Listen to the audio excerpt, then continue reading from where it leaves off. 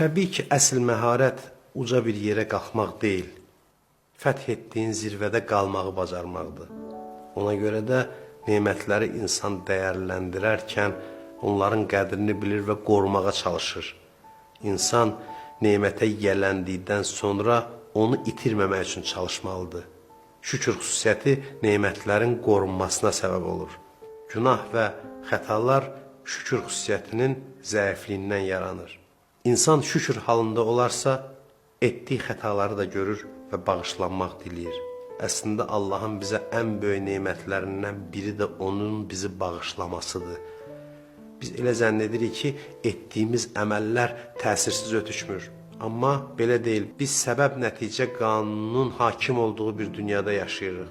Bizim keçmiş əməllərimiz bugünümüzə və gələcəyimizə təsir göstərir. Biz keçmişimizin girovundayıq, keçmişimizin əsiriyik və əslində tövbə etməklə biz keçmişimizin yükündən azad oluruq. Tövbə, dünyanın, hadisələrin gedişatını bizim xeyrimizə dəyişməkdir. Və Allah bu möcüzəni edir. Hər dəfə hər bir insanın tövbəsinin qəbul olunması bir möcüzədir. Çünki əslində günah etməklə biz ruhumuzu yaralayırıq. Günah etməklə biz qarşımıza çıxacaq hadisələrin gedişatını dəyişirik və tövbə etdikdə ruhumuza vurduğumuz zərbələr bir anın içində sağalır və hadisələrin inkişaf istiqaməti dəyişir. Yəni hər bir tövbə varlıq aləmində iz buraxır. Keçmiş gedişatı dəyişmək gücündədir. Ona görə də Tanrının, Allahın bəndələrə ən böyük lütfi onları bağışlamasıdır.